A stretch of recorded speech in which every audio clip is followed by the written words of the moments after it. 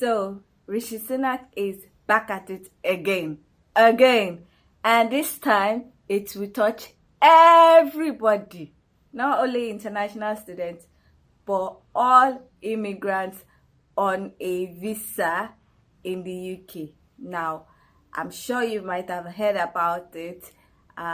He's thinking of doing some increment in some fees.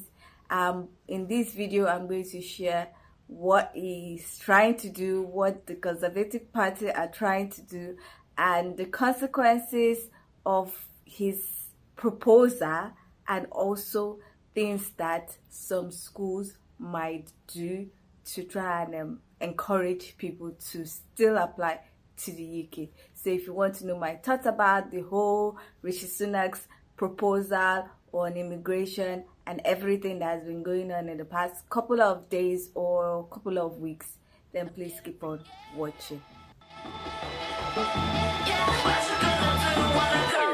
Everybody know I'm a visual. Yeah, I kill it cold like a criminal.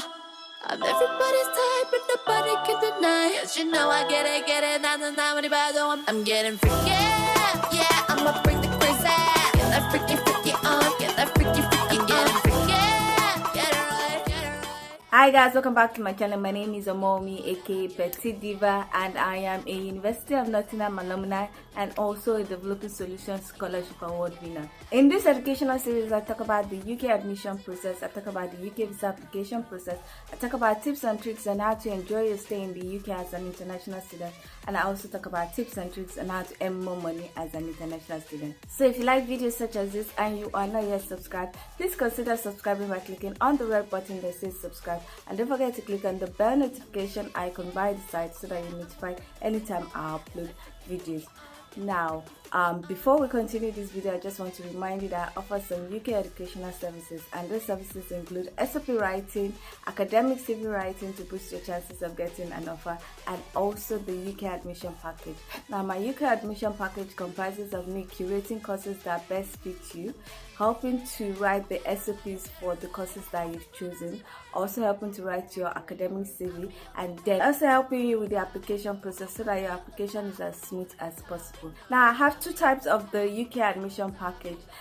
It is dependent on your educational background and your professional experience. So if you want to use any of our services, please send a mail to the email address on the screen. When sending the mail, please send me your documents and also a brief background of what you want and what you intend to achieve in the UK, so that I can know if you fit into my clientele and then communicate with you on the processes that are involved.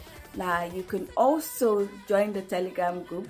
The Telegram group is where you will get real-time information about things that are occurring, so that you can take advantage of some of the opportunities that are open before every other person knows, and you can also avoid some pitfalls, because they are in the Telegram group.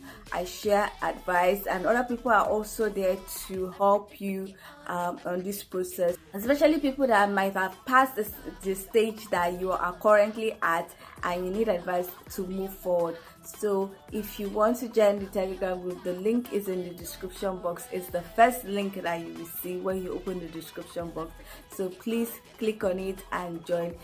Please know that when you join the group, I will restrict you for a couple of days so that you can catch up with the information that has been shared. Please try to read the pinned messages and other messages that has been shared in the group, so that you can understand what is going on and you don't keep repeating questions, and you also avoid some issues. Now, if you want to use my services, you can also send me a private message on Telegram. Please note that I don't respond to general questions. I only respond to people that want to use my services. And if you're not ready to pay for my services, please don't approach me. My services are not free, but they are very affordable. Now, with all that said, let's get into this video. Now, some days ago, I saw some proposal that the Conservative Party members were giving to the Prime Minister concerning the way to reduce immigration and the rest, especially with the student visa. When I saw it, I was like, these demands are very silly and not practical. But I just moved ahead. I'm going to put the screenshot of the demands that the MP, the members of parliament, are thinking. Any which way, I think in response to what they demanded or what they proposed, Rishi Sunak addressed the parliament and everything, and he brought his own proposal. Now, some of his proposal include increasing the IHS fees from around 600, 705 pounds to about 1,035 pounds per year. It also includes increasing the visa fees for visiting, work, and post-study work visa by about 15%. It also includes increasing the fees for study visa, COS, indefinite leave to remain, settlement status, and some others by about 20%. Now, so that means like it go touch everybody. Some people that might have thought, oh, I'm in the UK already, I'm a student, it's not going to affect me if they do some student visa, whatever. Well, it will touch you, because when you want to apply for post-study work visa, they are going to increase it. If you want to apply for work visa, they want to increase it. Also, it's proposing that the priority visa fees be increased. Now, actually, I was expecting an increment in the visa fees and the IHS because over years it has increased, but I was not expecting that kind of increase from 700, 600 to about 1,000. I was expecting maybe another extra £100 or £150, but that increment is too much. The IHS fees increment is too much. Now the other ones, 15%, 20%, not bad per se, because if the visa fees for post-study work visa was about 400 and something, it means that it will just increase to about 500 and something. So it's not that bad, but that IHS fees, now where matter dey. Any which way, what it was saying is that they will use the increased IHS fees that immigrants pay, legal immigrants pay, to try and get some of the funds that they need to increase the pay of those that are working in NHS. And I'm like, so the immigrants that want to pay for your staff, you don't have any other way to look for money. It's not the immigrants that you want to use you want to collect money from to pay your staff. It doesn't make sense to me. Anyway, it doesn't make sense, because even NHS, the workers are even complaining that they are understaffed. So they are not achieving the best of healthcare services that they would want to achieve. And as a healthcare worker, I'm telling you that it's very horrible to know what to do and not be able to do it because there are some restrictions. It's very, very horrible, because you know that, okay, this person needs this, but this person cannot access it, and you know the consequences of the person not accessing it. So that NHS thing, I don't want to discuss it because I might get too passionate about it. It's just the whole healthcare system in a lot of countries are just moving on. Any which way, there are consequences to plan that he wants to implement, or the proposal or whatever he wants to implement. Now, for context, I don't like Rishi Sunak for anything in the world. I have my personal bias against him. I think he's so desperate for power that he's going to do anything, even if it means throwing anybody under the bus. And you should ask Boris Johnson about that. Anyway, I don't like him for anything in the world. So maybe my thoughts about the whole thing is based on that. So I'm just putting that out. Anyway, the proposal that Rishi Sunak has made is basically to appease his party members, because election year is coming up. Next year is going to be an election year in the UK. Around October 2024 to about January 2025, the election must be held. And he wants to be prime minister. He still wants to be prime minister. And I think, based on everything, the Conservative Party, if he doesn't do well, they are not going to nominate him as their leader or put him out to be the candidate for the Conservative Party. So if they make, even if they say he should slice somebody at this point in time, he might slice somebody because he wants to still be prime minister. So his proposal is just to appease them. So they're going to try and say, okay, this is it. Oh, let's continue like that. Maybe we should accept it and everything. And then maybe at the end, when it's nomination period, he might get nominated. Then he will now. My theory is that he will do anything to satisfy them, try and make it look like he's doing everything that they want. Then when he gets the nomination and it's now time for campaign, he might start saying a different thing. Because if you notice that people are not responding positively to what he has said to the Conservative Party or what he has done and everything, he is going to definitely change his statement and his stance on his lot of things, because he wants to be in power. He wants to be a prime minister. He wants to continue to be the prime minister of UK. Now, there are consequences to what he is proposing or what the party is proposing. Now, I think they feel that the UK is like the only country in the world or something.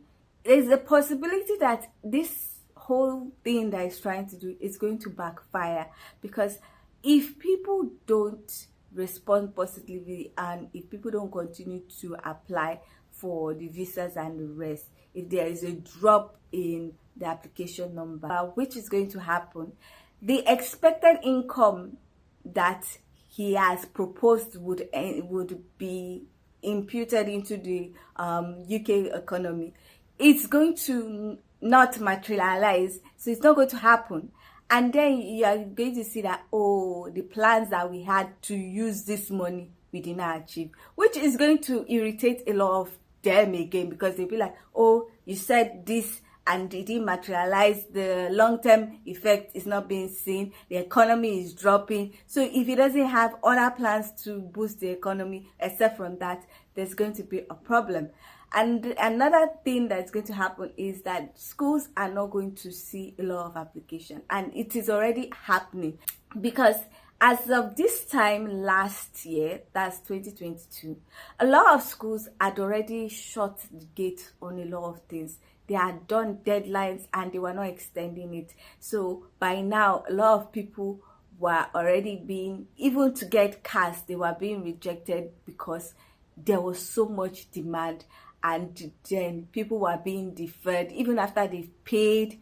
But now you see schools saying some things, doing deadline, and then when the deadline elapsed, they'll be like, oh, sorry, we have extended it, we understand what's going on and everything. A lot of schools have extended deadline. A lot of schools that increased their deposit fees, thinking, oh, people are going to rush, and found out that, okay, something is going on. A lot of people have dumped us, went back to the previous deposit fees and the rest. Like University of Wolverhampton that all of a sudden increased their deposit fees to 8,000. When they saw people were not responding, they were like, oh, we understand what's going on, and we decided to reduce it to 5,000. The same thing with I think University of East Anglia. They all of a sudden decided to increase their deposit fee to about 60% or 70%, I can't remember. And people tried to talk to them, then they were like, no, after some people had paid. So they were like, no, blah, blah, blah. After they noticed that people were not responding positively, they had to say, okay, we have gone back to the previous deposit fees that we said. So it has started affecting a lot of the schools. Even with the proposed plan to stop postgraduate students from bringing dependents, it has already affected the amount of people that are applying. And you notice that the schools are very worried, that they even send messages to all their September applicants that, no, it's not affecting you, just blah, blah, blah, blah, blah, just to try and tell people to still pay for the school fees and still arrive in the UK. That proposal of the no dependent is already affecting them. Then you bring the whole IHS and all the visa fees, increment and the rest. It's enough to like still reduce the amount of people that are going to apply, especially for September 2024, because definitely any proposal that they are trying to implement will be implemented before September 2024. This could also have a positive effect for international students. And work with me. You might think that's crazy, but just work with me. So if these schools notice that they are seeing a drastic drop to application to their school, now some smart schools would do some things to offset what the policies that Rishi Sunak and his people are making. Now, a smart school, if I was asked what should they do to still attract international students, especially the single ones, now would be to not increase their school fees for 2024-2025, and that's the truth. You cannot increase it by another 3,000. Noticing what is going on, that would be my first suggestion. Then the second one would be to offer discounts if you did not used to offer, or increase your discount amount if you used to offer discount.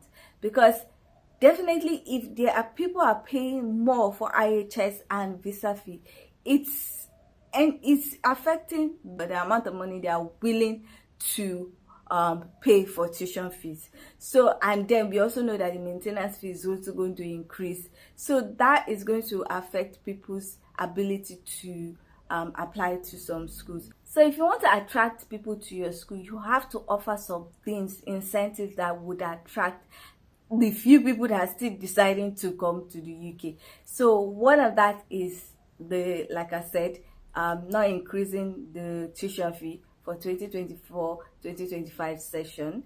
Another thing is to increase the discount offered, or offer discounts if you are not offering. And I'm talking about offering better discounts, not 500 discount, like from maybe 2,000 to like 3,500 or 4,000 if possible, because definitely the IHS money has already taken some of the money that people are willing to spend. So that is a policy that they can do.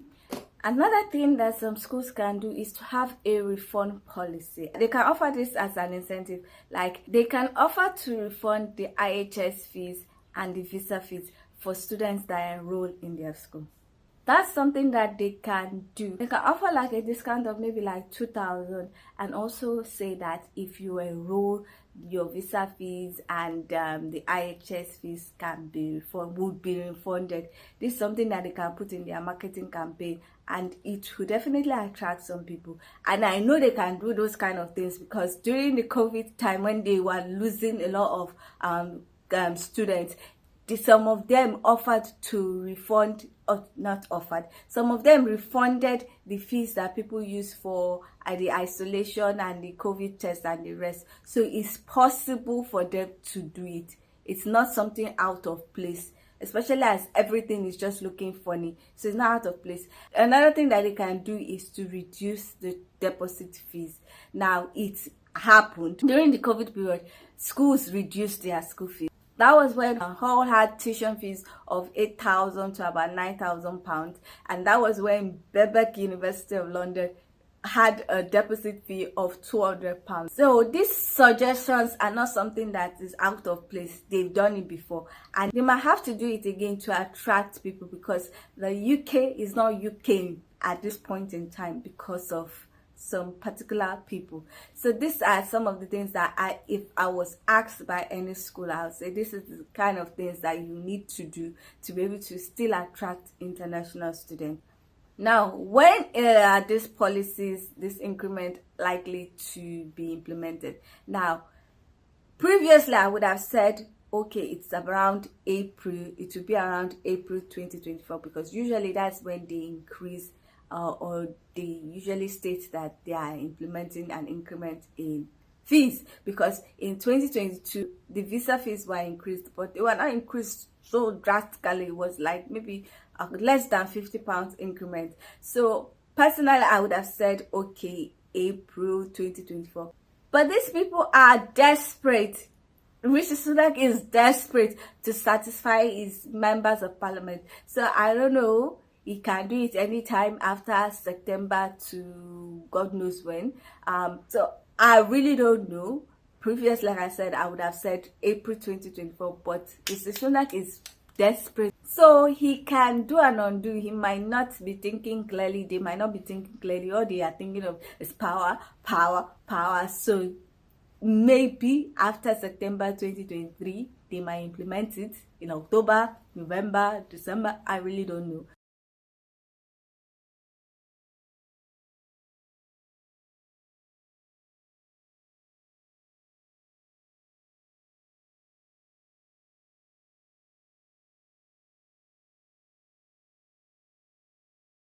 He is not above throwing anybody under the bus. Honestly, I don't know. Election is next year.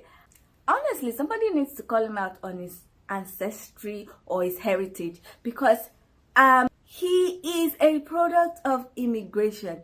Like, I think about it, like, if there was a prime minister like him doing all these things when his parents decided to move to the UK, would he have been born, or would he even have the chance to even be the prime minister of UK?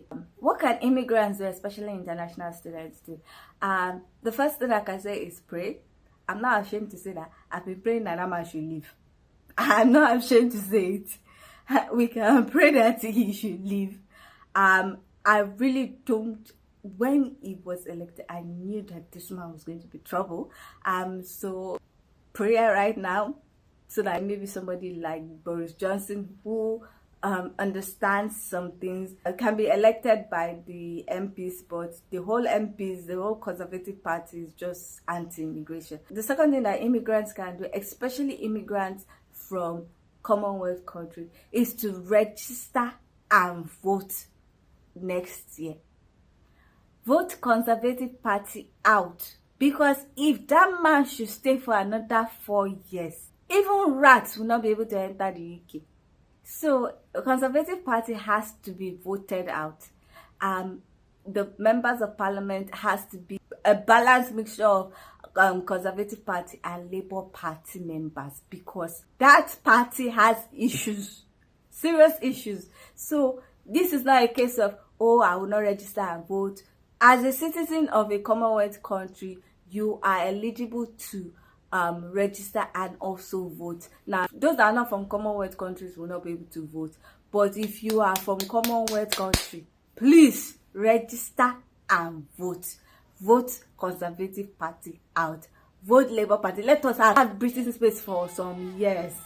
Because if that man enters again, like I said, even rats will not be able to enter the UK, and they will start pushing people like I said, no, you stole something. The way they talk about immigrants like as if they are criminals, all of them are criminals.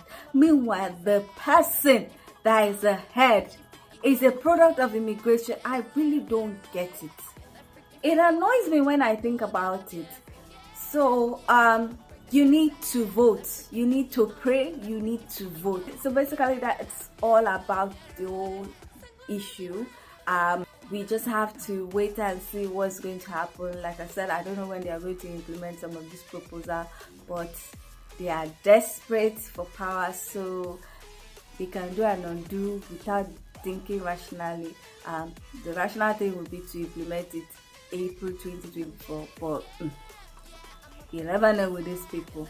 So we've come to the end of this video. I know that this video might not be so encouraging because of what has been going on, but it is what it is at this point in time. All we can do is pray and hope things get better. Now, if you like this video, please give it a thumbs up. If you are not yet subscribed and you like videos such as this, please consider subscribing by clicking on the red button that says subscribe, and don't forget to click on the bell notification icon by the side so that you're notified anytime I upload videos.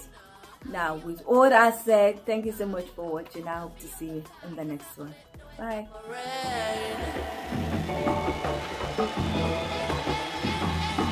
I'm getting freaky, yeah, I'ma bring the crazy.